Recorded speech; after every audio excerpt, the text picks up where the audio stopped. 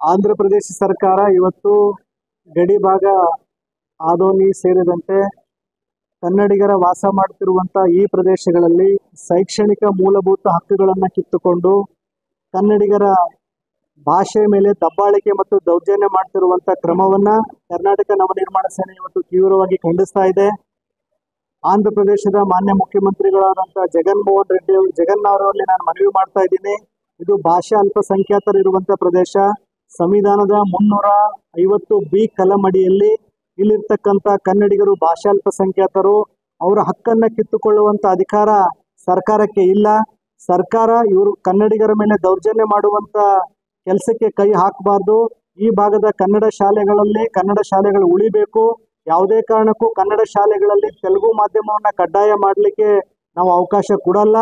ಸರ್ಕಾರ ಒಂದು ವೇಳೆ ಕನ್ನಡಿಗರಿಗೆ ಅಪಮಾನ ಮಾಡಿದ್ದೇ ಆದರೆ, ಸರ್ಕಾರ ಕನ್ನಡ ಶಾಲೆಗಳನ್ನ ಮುಚ್ಚಿದ್ದೇ ಆದರೆ, ಏನು ಭಾಷಾವಾರು ಪ್ರಾಂತ್ಯ ವಿಭಜನೆಗೆ ಹೋರಾಟ ಮಾಡಿ ಅಮರಣ ಉಪವಾಸವನ್ನ ಮಾಡಿ ಜೀವ ತೆತ್ತಂತ ಪೊಟ್ಟಿ ಶ್ರೀರಾಮುಲು ಅವರಿಗೆ ಮಾಡಿದಂತ ಅಪಮಾನ ಇದು. ಸರ್ಕಾರ ಕನ್ನಡಿಗರಿಗೆ ಅಪಮಾನ ಮಾಡಿದ್ರೆ ಅದು ಪೊಟ್ಟಿ ಶ್ರೀರಾಮುಲು ಅವರಿಗೆ ಮಾಡಿದಂತ ಅಪಮಾನ ಅನ್ನುವಂಥದ್ದನ್ನ ಈ ಸಂದರ್ಭದಲ್ಲಿ ನಾನು ಸರ್ಕಾರಕ್ಕೆ ಹೇಳಿಕ್ ಬಯಸ್ತಾ ಇದ್ದೀನಿ.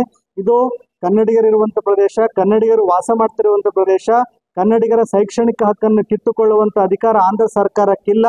ಸರ್ಕಾರ ಈ ಕೂಡಲೇ ಮಾಡಿರುವ ಆದೇಶವನ್ನ ವಾಪಸ್ ತೆಗೆದುಕೊಂಡು, ರಾಜ್ಯ ಆಂಧ್ರ ಆಗಿದ್ರು ಸಹ ನಾನು ಕನ್ನಡಿಗ, ನಾವು ಕನ್ನಡಿಗರು ಅನ್ನುವಂತ ಮನೋಭಾವನೆ ಇಟ್ಕೊಂಡು ಕನ್ನಡದ ಕೆಲಸವನ್ನ ಮಾಡ್ತಿರುವ ಆಧುನಿಕ ಕನ್ನಡ ಸಂಘದವರೆಗೂ ದತ್ತಾತ್ರೇಯ ಗೌಡರ ಮುಂದಿನ ಪರಂಪರೆಯಾಗಿ ಈ ಭಾಗದ ಕನ್ನಡದ ಹಿತವನ್ನ ಕಾಯುವ ಕೆಲಸವನ್ನ ಮಾಡ್ತಿರ್ತಕ್ಕಂಥ ಬದನಿಹಾಳ ಕನ್ನಡ ಸಂಘದ ಅಧ್ಯಕ್ಷರು, ನಿವೃತ್ತ ಮುಖ್ಯೋಪಾಧ್ಯಾಯರು, ಈ ಭಾಗದ ಕನ್ನಡದ ಜ್ವಲಂತ ಸಮಸ್ಯೆಗಳನ್ನ ಕಣ್ಣಾರೆ ಕಂಡು ಇವತ್ತು ನನ್ನ ಜೊತೆಗೆ ವೇದಿಕೆಯಲ್ಲಿ ಕೂತ್ಕೊಂಡು ತಮ್ಮದೇ ಆದಂತ 4 ಮಾತುಗಳನ್ನ ಹೇಳಿ ನನ್ನನ್ನು ಸಹಿತ ನಿಮ್ಮನ್ನು ಜಾಗೃತಿ ಮಾಡಿರುವಂತ ರಾಮು ಸರ್ ಅವರೇ,